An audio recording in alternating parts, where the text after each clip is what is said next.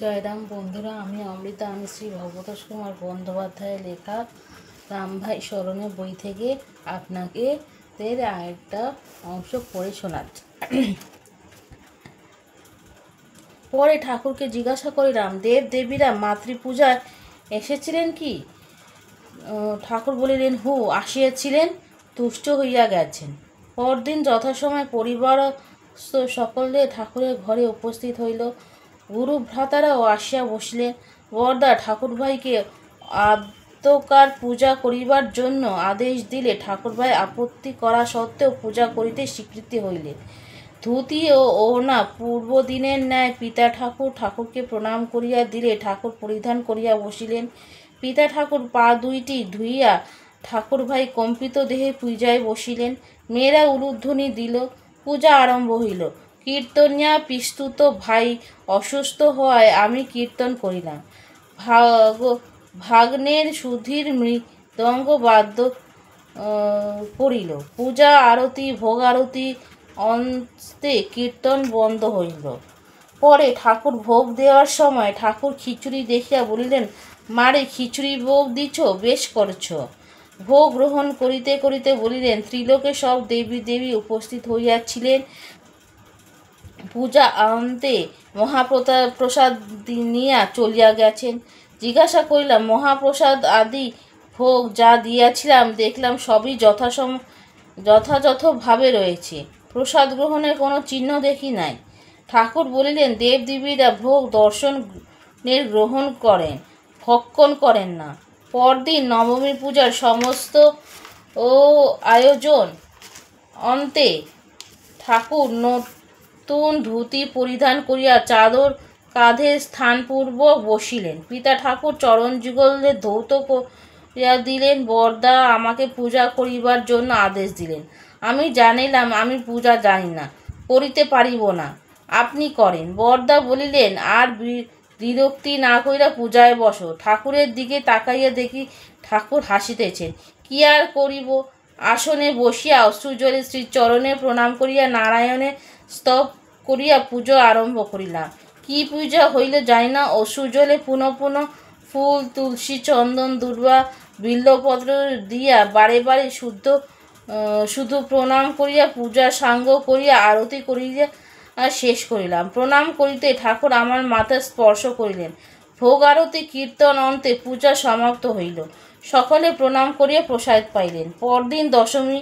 ঠাকুর বলিলেন, দুপুর 2টায় ট্রেনে শচীনবাবু নিয়া চট্টগ্রামের বিদ্যুতায় বাসায় যামু। সেইখানে কয়দিন থাইকা পুনঃ এখানে আসুম। এইখানে 1 সপ্তাহ থাইকা কলকাতা যামু। বিধুবাবু বলিলেন, আমারে কলকাতা নিয়ে আসতে। তিনি যদি পারেন তবে নিয়ে যাইবে, না পারলে তোমার একজন নিয়ে যাইবে। পারবো না? আমি বলিলাম, পারবো। বিধুবাবুকে বলিলাম, প্রয়োজন নাই, আমি নিয়ে যাব। ঠাকুর বলিল, তোমার সাথেই পাইলে ভালো হয়, দ্বিধা সংকোচ থাকে না। আমি নামিয়া পিতা ঠাকুর, বরদা ঠাকুরভাই ও বরদিকে জানাইলাম। তাহারা ঠাকুরের নিকট যা আরও কিছুদিন থাকিতে প্রার্থনা জানাইলে ঠাকুর বলিলেন, চট্টগ্রাম গিয়া কিছুদিন থাইকা এইখানে আসুম। পরে ফণিবাবুরে নিয়া কলিকাতা যামু। যেদিন দ্বীপ্রহরে 2টার ট্রেনে বরদা ঠাকুরকে লইয়া রওনা হইয়া গেলেন। 26শে কার্তিক 9টায় বাহাদুরাবাদ এক্সপ্রেসে চট্টগ্রাম হইতে বিধুদাকে সঙ্গে লইয়া ঠাকুর ফেনীর বাসায় উঠিলেন। বিধুদা জানিতে চাহিলেন, তুমি ঠাকুরকে নিয়া কলকাতায় যাবে? বলিলাম, ঠাকুর বলিয়াছিলেন কোথায় গিয়া উঠবেন। বিধু কিছু বলেননি। বিধুদা বলিলেন, কুঞ্জবাবুর বাড়ি উঠবেন আমাকে বলেছেন। বিধুদা 2-3 দিন থাকিয়া চলিয়া যান। 4ঠা অঘ্রাণ পরিবারের সকলে ঠাকুরের নিকট টাকাইয়া লইয়া বসিতে বলিল। সকলে বসিলাম। প্রায় 10 মিনিট নীরব থাকার পর ঠাকুর বলিতে আরম্ভ করিল, পাণ্ডবেরা বনে জঙ্গলে ঘুরিয়া কাল কাটাইছেন। বহু সময় অসময় ভয়াবহ বিপদে পইরাও কিছু ক্ষতি হয় না। গোবিন্দ প্রচ্ছন্ন থাকিয়া সকল বিপদ থাইকা রক্ষা করছেন। কোনো কোনো সময় স্বয়ং উপস্থিত থাইকা রক্ষা করেছেন। যেহেতু পাণ্ডবেরা গোবিন্দ ভিন্ন কিছুই স্মরণ করিয়া কিছুই জানিতেন না, আপনারাও আসন্ন যুদ্ধের ভয়ভীতি বর্জন করিয়া গোবিন্দ স্মরণ করিয়া থাকেন। গোবিন্দই রক্ষাকর্তা। আমি এখানে নাই, এই কথা কে বলে? আমি কৈবল্যনাথ রূপে প্রতিষ্ঠিত চিত্রপটে সর্বদা বিরাজিত আছি।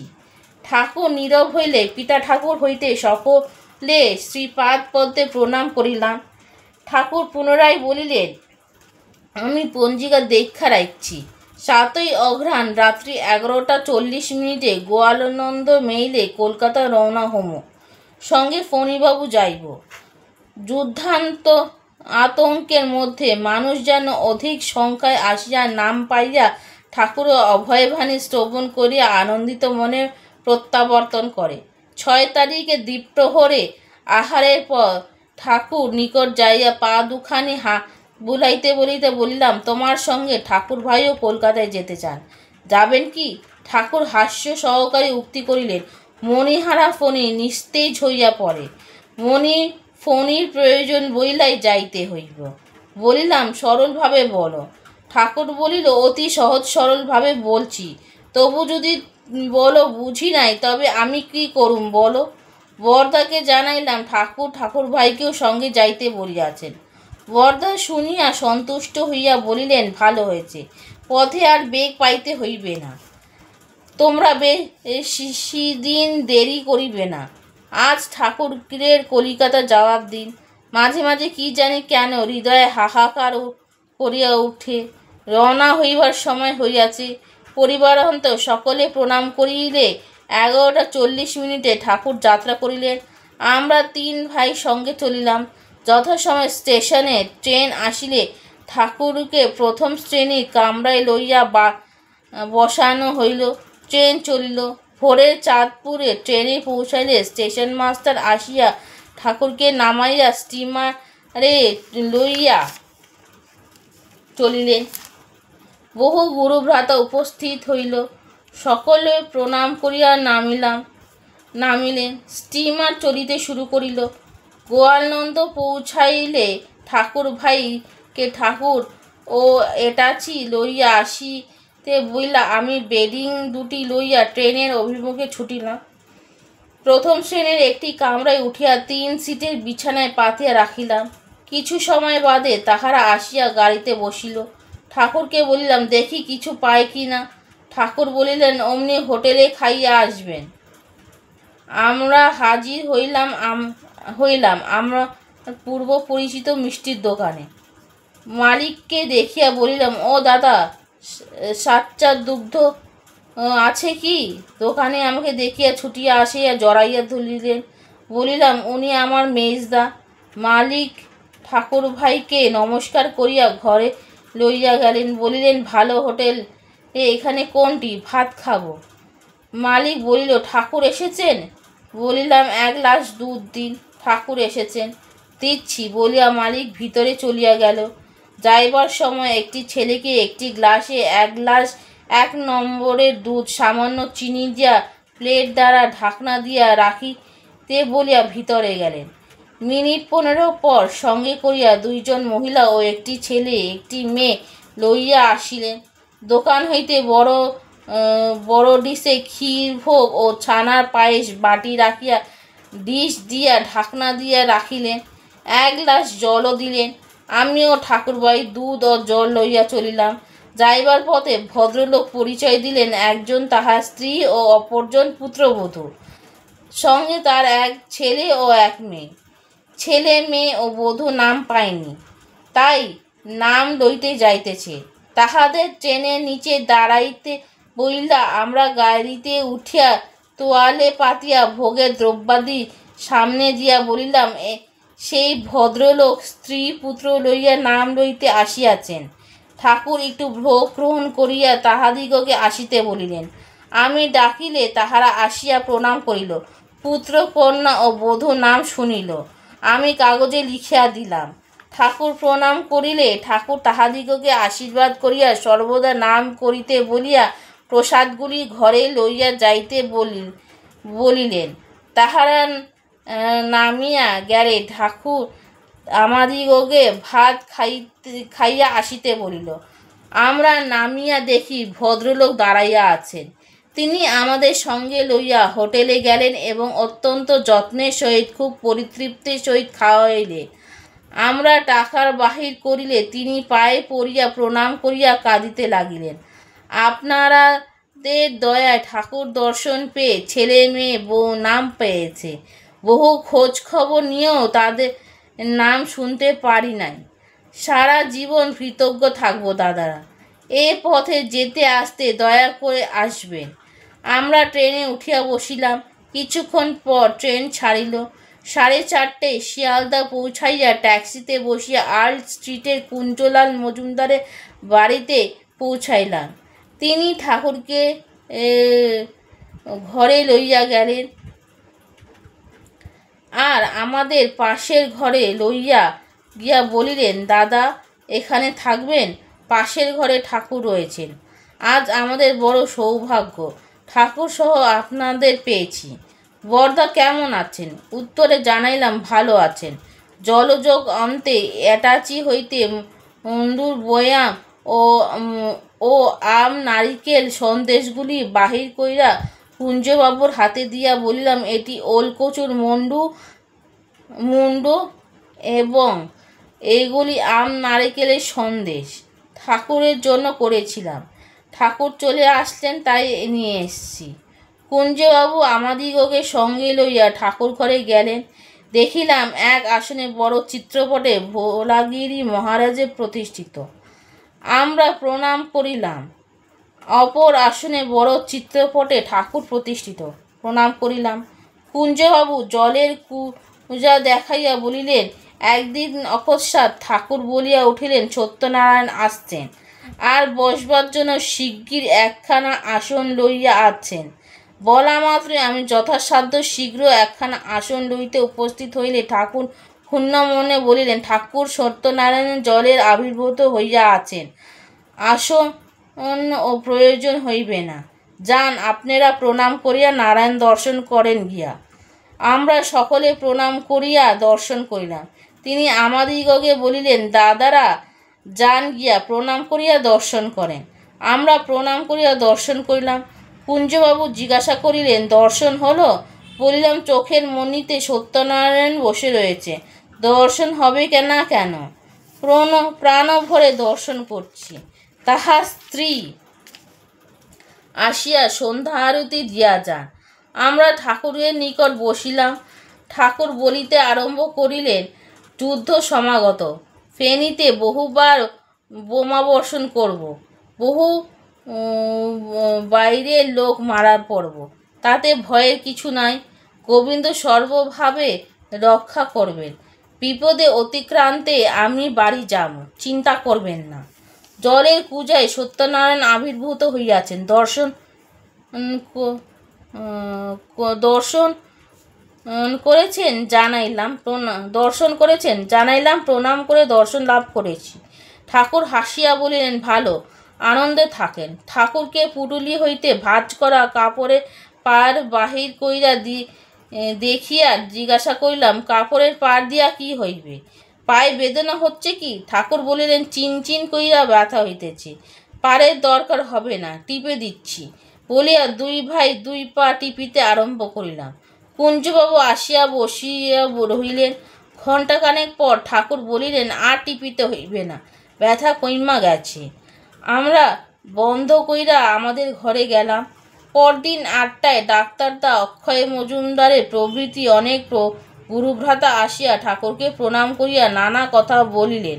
তার মধ্যে যুদ্ধের কথাই অধিক। ডাক্তারদা ঠাকুরকে বলিলেন, মণিবাবু ফণিবাবু আপনাকে নিয়ে এসেছেন, জানতাম না। ঠাকুর বলিলেন, বিরাট বাড়ি ছাইড়া দিয়া আমি স্বয়ং উপস্থিত থাইকা বাটিস্থ সকলকে নিয়া ফেনী শহরে বাড়িতে রাইখা তবে আসছি। বাড়িহারা হইয়া ওনারা মানসিক অবস্থা ভালো না। ডাক্তারদা বলিলেন, আগামীকাল দ্বিপ্রহরে তারা দুই ভাই আমার বাড়িতে আহার করে থাকবেন। সত্যনারায়ণ কীর্তন করে রাতেও থাকবেন। পরদিন প্রাতে আমি এনে দিয়ে যাব।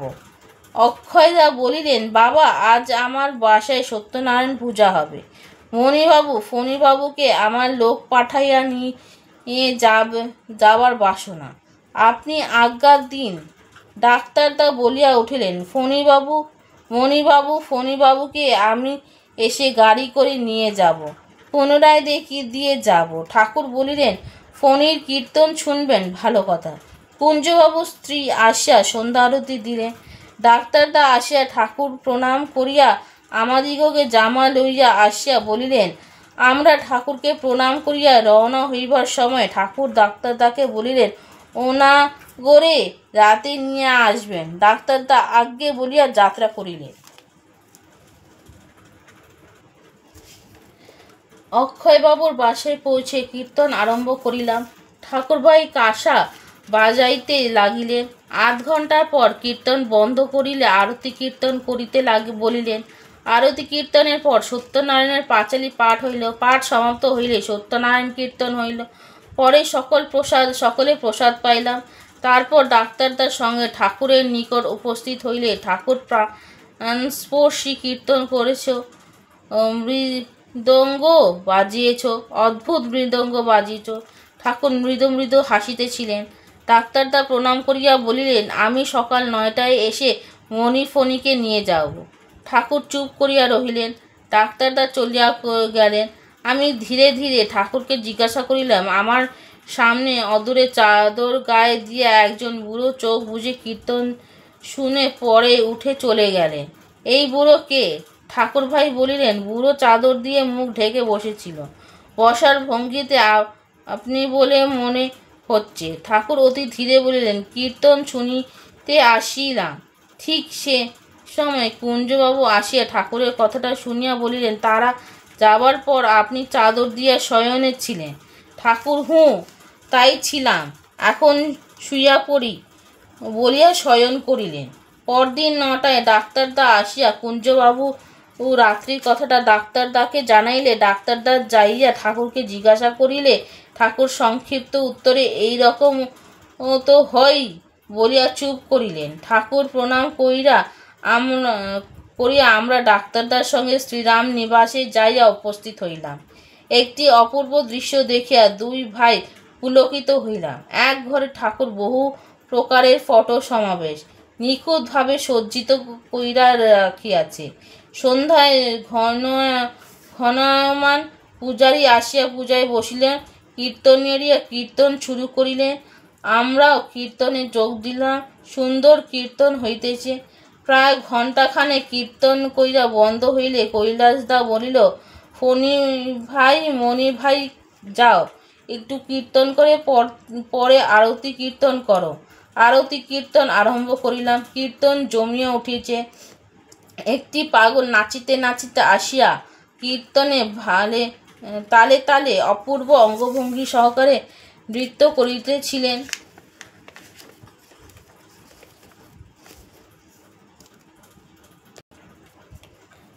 কিন্তু যেই আমি লহর টান দিলাম, অমনি মাটিতে পড়িয়া গড়াগড়ি দিয়া কাঁদিতে লাগিল। কীর্তন সপ্তমে চলিতেছে আর তাই চলিয়াছে তাই লহর। কীর্তন বন্ধ হইলে পাগলটি উঠিয়া বসিয়া চোখের জলে ফেলিতেছেন। ডাক্তারদা একখানা চাদর আনিয়া পাগলের গায়ে জড়াইয়া দিয়া পাগল হো হো শব্দ করিয়া উঠিলেন। পাশ দিয়া দুই ভাই আলাপ করিতেছিল। কি অদ্ভুত নৃত্য করিলেন! বাসায় যাইয়া কাল ঠাকুরকে জিজ্ঞাসা করিব। কথাটা ডাক্তারদা শুনিয়া বলিলেন, ঠাকুর কি উত্তর দেন আমাকে বলবে ভাই? আমরা পেছনে তাকাইয়া দেখি ডাক্তারদা হাসিতেছেন। ঠাকুরভাই বলিলেন, ডাক্তারদা, সত্যি আপনি সংসারী নন। পাগলকে চাদরখানা দেহে জড়াইয়া দিয়ে একটা মহৎ কাজ করছেন।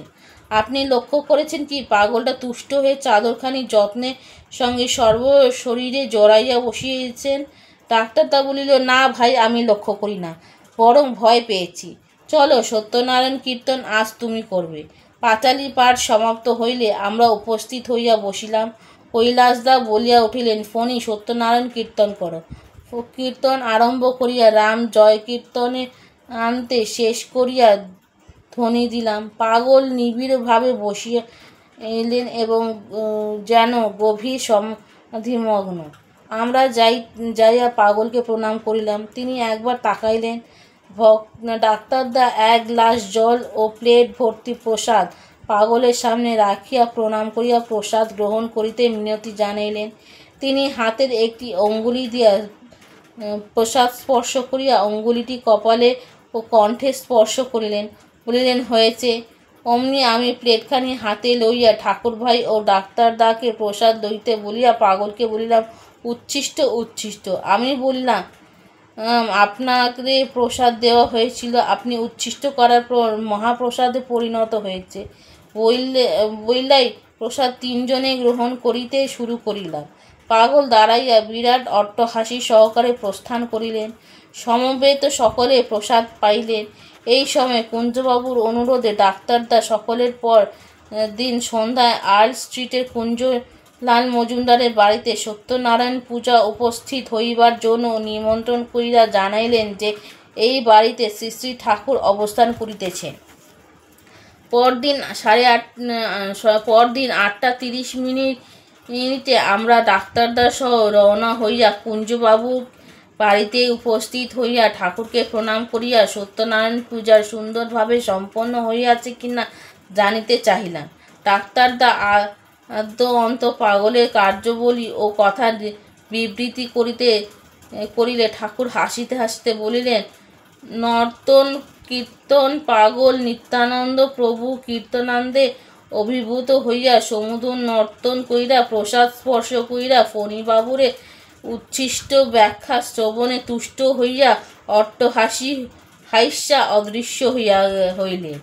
আপনারা প্রভুর দর্শন কইরা কথা বলিলেন, পরম ভগবানে বই কি?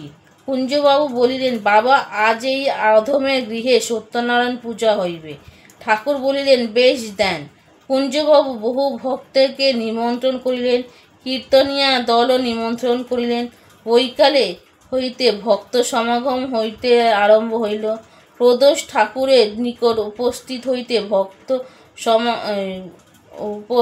হইলে সকলকে তিনি পূজার ভোগ নিতে আদেশ দিলে সকলে পূজাস্থানে যান। পূজারী পূজা আরম্ভ করিলে কীর্তনিয়ারা কীর্তন আরম্ভ করিলেন। কুঞ্জবাবু আসিয়া আমাদের দুই ভাইকে আরতি কীর্তন করিতে বলিলেন। সুর সপ্তমের ধ্বনি দিয়া আরতির সুর দিলেন। পিছনে সকলে কীর্তন ধরিল। পঞ্চমে লহর গাইয়াছিলাম। আধ ঘণ্টা পর লহর ছাড়িয়া আরতি ঝুমুরে কীর্তন গাথিতে লাগিলাম। পিছনে সকলে কীর্তন করিল। পরে আরতি কীর্তন বন্ধ কইরা ধ্বনি দিয়া উঠিয়া পড়িলাম।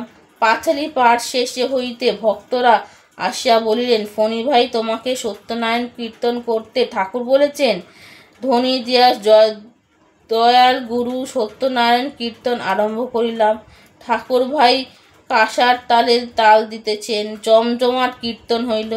রামজয় ঝুমুর দিয়া প্রায় 1 ঘণ্টা পর কীর্তন বন্ধ কইরা ধ্বনি দিয়া প্রেমধ্বনি দিলাম। পরদিন সন্ধ্যায় পূর্বে ডাক্তারদা আসিয়া ঠাকুরকে প্রণাম করিয়া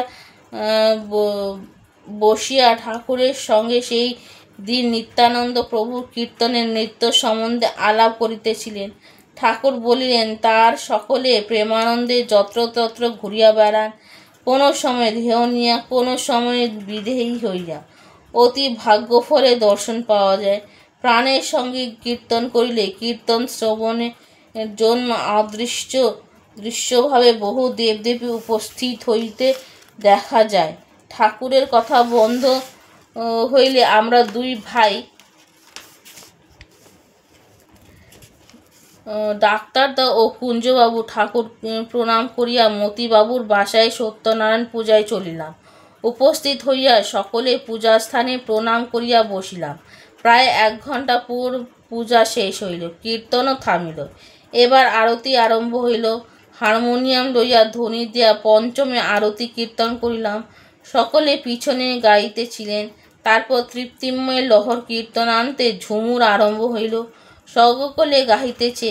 ক্রমে আরতি শেষ করিলে কীর্তন বন্ধ করিয়া ধ্বনি দিয়া উঠিয়া দুই ভাই বাহিরে যায়। পাঁচালি পাঠে অন্তে পূর্বে কীর্তনিয়ারা সত্যনারায়ণ কীর্তন করিয়া ধ্বনি দিলেন, প্রসাদ পাইলেন। ডাক্তারদা বাবুসহ রাত্রি 11টায় বাসায় পৌঁছিলাম। তৎপর দিন গোয়ালনন্দ মেইলে রওনা হইবার সময় প্রণাম করিতে কাঁদিতেছিলাম। ঠাকুর মাথায় হাত রাখা বলিলেন, কাঁদেন কেন? নতুন বাড়িতে দেখা হইবে। পিতা ঠাকুরের কে বলবেন আমি যামু, এখন আসেন গিয়া। আমরা রওনা হইলাম। কুঞ্জবাবু গাড়ি লইয়া আমাদিগকে শিয়ালদহ পৌঁছাইয়া দিলেন। ঠাকুরের প্রণাম লইয়া ফেনীবাসে উপস্থিত হইয়া গুরুজনেদের প্রণাম করিয়া সংবাদ দিলাম। জয় গুরু সত্যনারায়ণ। আজকে শ্রী ভবতোষ কুমার বন্দ্যোপাধ্যায় রচিত রামভাই স্মরণের প্রথম খণ্ড শেষ হলো। এর পরবর্তী এই ভিডিও থেকে রামভাই স্মরণের দ্বিতীয় খণ্ড আমি পড়া শুরু করব। আমার এই প্রচেষ্টাটা আপনাদের ভালো লেগে থাকলে যারা ইউটিউবে দেখবেন তারা আমার চ্যানেলটা লাইক, শেয়ার অ্যান্ড সাবস্ক্রাইব করবেন, আর ফলো করবেন, আর কমেন্টস করবেন। আর যারা ফেসবুকে দেখছেন তারাও লাইক, শেয়ার করবেন, ফলো করবেন, সাবস্ক্রাইব করবেন আর কমেন্টস করবেন। জয় রাম।